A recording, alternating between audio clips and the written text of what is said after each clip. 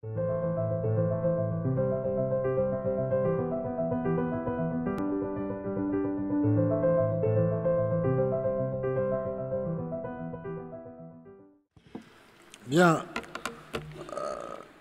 je commencerai par vous dire qu'à l'heure où l'on tue au nom de Dieu sur tous les continents, cette tentation n'épargnant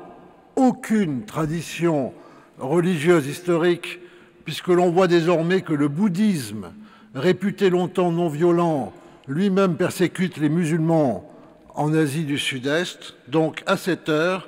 il est évident que la France semble souffrir d'une infirmité nationale, d'une forme de cécité sur le fait religieux qui rend le monde d'aujourd'hui encore plus incompréhensible à nos compatriotes qu'il pourrait l'être ailleurs. La raison en tient à une spécificité des Lumières françaises qui ne correspondent pas d'ailleurs de ce point de vue aux Lumières écossaises, par exemple, ou aux Lumières allemandes, et qui a été de véritablement constituer le fait religieux en objet purement répulsif, c'est-à-dire en préjugés, superstitions, obscurantisme, servitude. Vous vous souviendrez du mot de Voltaire, n'est-ce pas? La religion, c'est une activité de fripon à l'usage des imbéciles. Alors évidemment, cela nous rend peu propice à bien comprendre ce qui se passe aujourd'hui à l'échelle planétaire. Le deuxième point, c'est que, effectivement, par section de la raison et de la rationalité, on a fait du fait religieux un objet totalement séparé, et c'est d'ailleurs du XIXe siècle que date l'invention d'une science un peu bizarre qui s'appelle l'histoire et sciences des religions, qui a d'ailleurs un de ses sanctuaires tout là-haut, et qui est une science qui passe son temps à expliquer qu'elle ne sait pas de quel objet elle s'occupe véritablement, puisque à travers les explications essentialistes puis fonctionnalistes, on est arrivé aujourd'hui à la définition de savoir qu'une religion, c'est ce que les gens qui croient désignent comme leur propre religion. Enfin, nous avons aussi un obstacle, c'est que, ayant eu nos propres excès, cette laïcité qui nous est si chère, parfois s'est traduite par la tentation du laïcisme qui trahit la laïcité et qui aura été parfois de constituer la laïcité elle-même en ce qu'elle n'est pas, à savoir une religion, puisque la laïcité, c'est au contraire une pratique politique de mise à l'écart des religions du débat public et de l'espace public. On l'aura vu sous la Troisième République, par exemple, lorsque l'État aura fabriqué un catéchisme républicain, un baptême républicain. Disons qu'il y a de meilleures façons de sortir de la religion que de récupérer les oripeaux de la religion. Alors, par rapport à cette question-là, je note, moi, qu'il y a déjà de cela 16 ans, Régis Debray rendait au ministère de l'Éducation nationale un rapport sur l'enseignement du fait religieux à l'école, lequel enseignement ne se confondait pas avec l'enseignement des religions, ni surtout avec l'enseignement de la religion par des religieux, mais par, en fait, le fait de marquer l'inscription du fait religieux dans les cours habituels, d'un point de vue culturel, les cours habituels de français, d'histoire, etc., c'est-à-dire finalement les sciences humaines, mais aussi les sciences tout court. Je me rends compte aussi que depuis 16 ans, ce rapport n'a pas porté les fruits qu'il méritait et que l'enseignement du fait religieux à l'école est resté depuis largement sans effet, accusant notre retard. Ce retard, évidemment, est très préjudiciable politiquement, puisque d'une part, nous avons du mal à comprendre l'actualité, puisque nous en sommes restés à une définition de la religion comme opium du peuple, alors que la religion, c'est plutôt aujourd'hui l'amphétamine des réprimés, ou qui se sentent comme tels. Deuxièmement, nous ne comprenons plus vraiment le passé. On sait l'expérience tragique de tous les professeurs de collège d'amener des élèves dans un musée, puisque l'absence complète de connaissances, ne serait-ce que de la Bible, fait que la majorité du musée européen, qui est aussi le musée de l'humanité, dans le sens où l'image est une aventure proprement occidentale, donc la majorité du musée européen leur reste interdit puisqu'ils n'ont même pas de connaissance des épisodes bibliques qui constituent à peu près 80 à 90% de ces représentations. Et puis, évidemment, il n'y a pas que le passé et le présent qui soient menacés, il y a surtout l'avenir, puisque si la République n'opère pas un sursaut face au communautarisme, lesquels sont le plus souvent à racines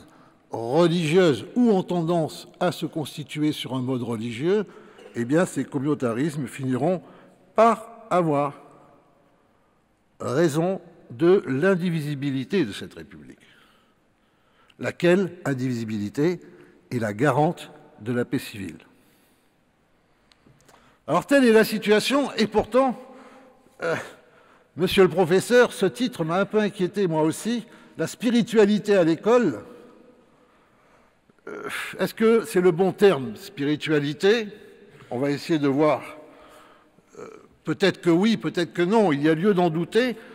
Dans l'amphithéâtre d'à côté, quand j'étais étudiant en philosophie, Pierre Boutan disait que Belzébuth est le meilleur placier, le meilleur représentant, le meilleur VRP de spiritualité au monde, n'est-ce pas?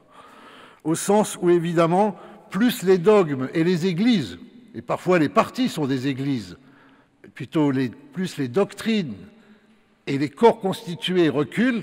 plus les croyances et les sectes pullulent. Et que plus nous sommes engagés dans une voie du progrès de la rationalité, plus nous voyons apparaître des irrationalités que les siècles précédents auraient traitées comme ridicules et absurdes. Qui plus est, évidemment, ce mouvement va avec une certaine violence, parfois tout à fait étonnante, comme lorsqu'on voit les adeptes du véganisme, spiritualité s'il en est, n'est-ce pas, vouloir massacrer les bouchers au nom de la survie des animaux. Donc, ce terme de spiritualité, il est d'autant plus curieux que je me suis penché, grâce à vous, cher professeur, un peu dans l'histoire de son étymologie, et en fait, évidemment, c'est spiritus en latin, mais le mot apparaît en français pour désigner l'inverse de ce qu'on croit, parce que dès qu'on dit spiritualité, on pense univers éthéré. Vous savez, au départ, l'univers spirituel, c'est l'univers des anges dans la philosophie scolastique. Les sens spirituels, la communion spirituelle, on aurait affaire à de l'impalpable, mais ce n'est pas du tout le sens premier. Le terme apparaît dans le droit canonique, le droit juridique de l'Église, pour désigner les biens ecclésiastiques matériels. Et je crois que c'est important parce que c'est ce qu'on a perdu. À savoir que sur le cadastre, il y a des biens spirituels, c'est ceux qui appartiennent à l'Église, qui ne relèvent pas tout à fait du droit commun, qui ne relèvent pas de la rationalité juridique commune, qui sont des biens inaliénables, mais en même temps un peu inassimilables. Et en fait, quand on voit bien l'évolution du terme spirituel, la spiritualité, c'est tout le contraire. Comme le disait Delphine Orviller, tu vois, un mot qui aujourd'hui sonne flou, mais non pas naguère, jadis, le mot ne sonnait pas du tout flou. La spiritualité, c'était un ensemble de doctrines et de techniques de vie religieuse qui étaient très strictement définies. Il y avait, on va y venir, des écoles de spiritualité, lesquelles étaient plutôt strictes dans la définition de leurs termes et dans la définition de leur vécu. C'est à partir du XVIIe siècle que le spirituel devient en fait l'indéterminé. Alors par rapport à cela, je note aussi que l'évolution est intéressante, parce qu'à partir du XVIIIe siècle, celui qu'on nommait autrefois le père spirituel devient, qui était un maître, devient un directeur spirituel au temps moderne et est considéré comme un médecin spirituel aujourd'hui, ce qui marque bien en fait, après le passage par l'administration et la technique, la réduction en fait de la personne citoyenne à l'individu qui considère que sa vie, son existence, doit la concevoir comme un long exercice thérapeutique du fait d'être né, n'est-ce pas, ce grand malheur. Donc nous en sommes arrivés depuis le XVIIIe siècle à la production sous l'influence de l'illuminisme, qui est un peu la part cachée des Lumières, comme a pu le montrer Philippe Muret, et avec sa conséquence, en plein positivisme, l'occultisme à côté, à la production de systèmes totalement subjectifs, ou plutôt d'antisystèmes subjectifs, qui sont parfois plus absolutistes que ne l'étaient les religions historiques, et qu'on nomme des spiritualités.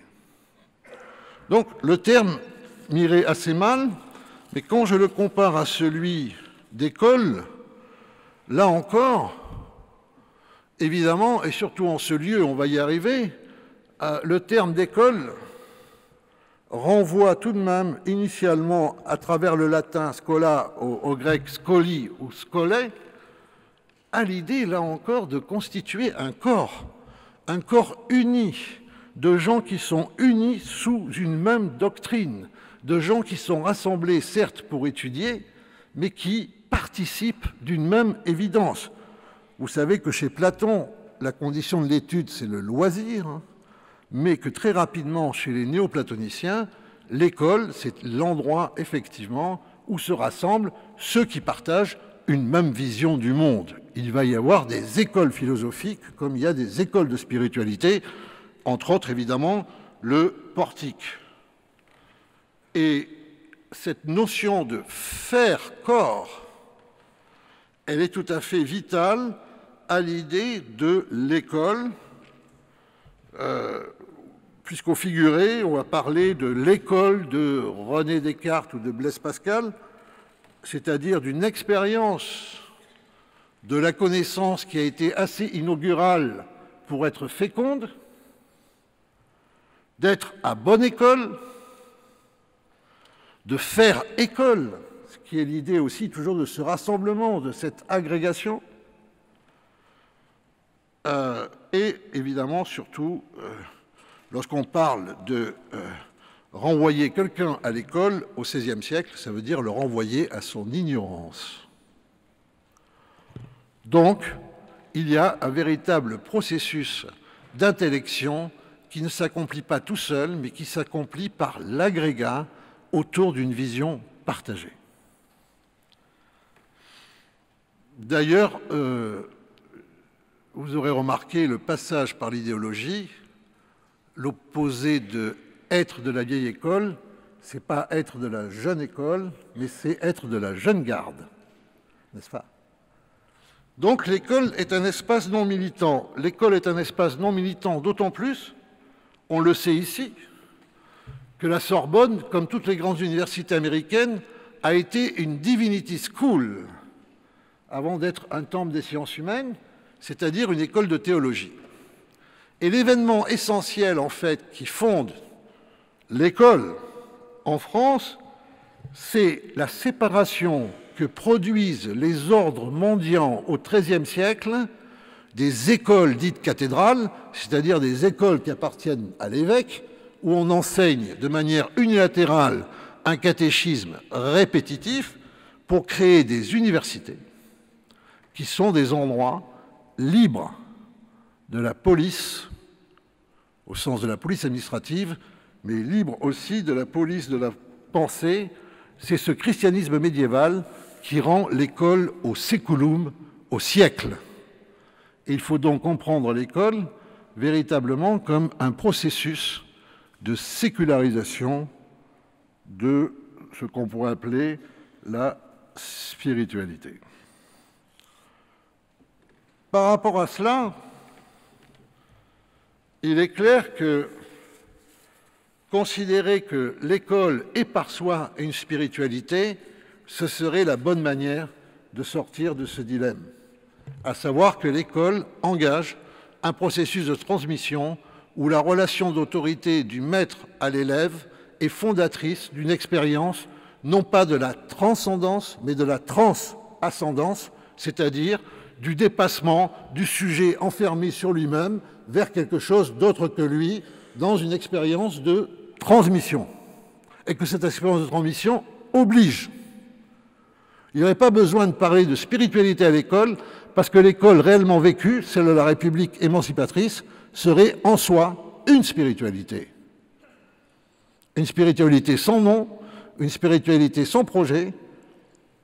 hormis celui de favoriser l'émergence de sujets libres.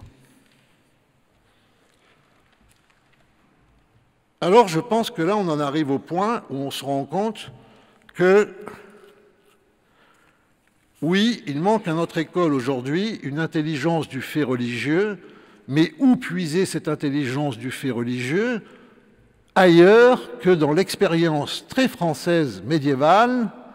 du fait qu'il y a une intelligence de la foi, qu'il y a une intelligence du symbolique,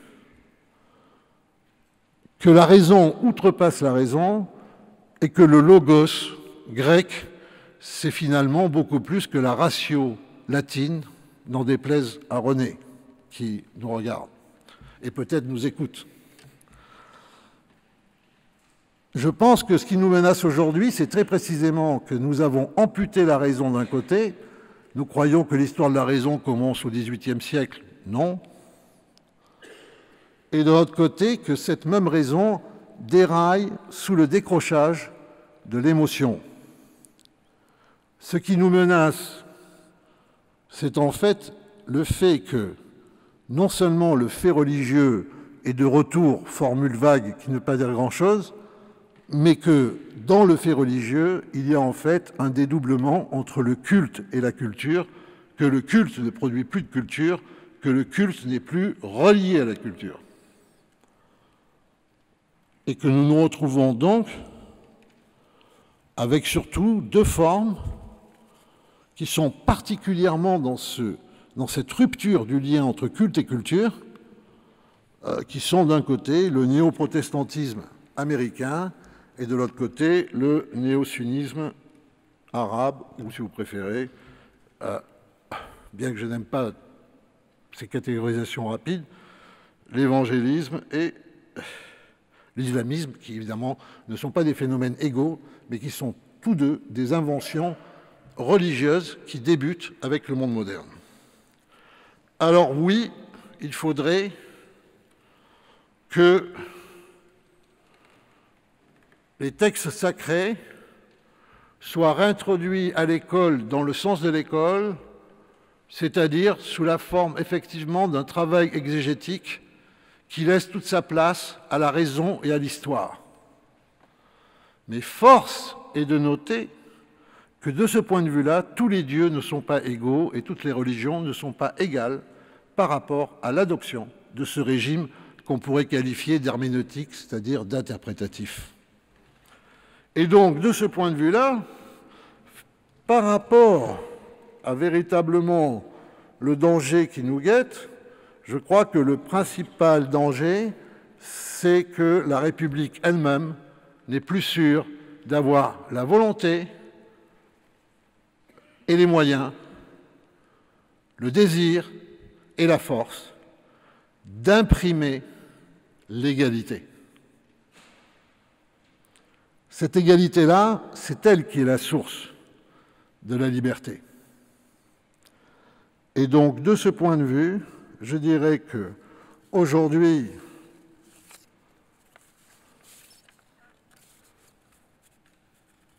nous avons pour défi essentiel de bien comprendre que nous avons affaire à une inversion des idéaux qui ont conduit l'émancipation, que ces idéaux aujourd'hui sont détournés au profit, en fait, d'une instrumentalisation et que l'éloge de la différence pourrait mener à ce qu'il y a de plus redoutable, à savoir, au moins comme spectre, une forme de guerre civile latente, bien sûr, qui ferait que nous ne partagerons plus la même raison commune. Cette raison commune, faisons d'elle une école de spiritualité. Merci.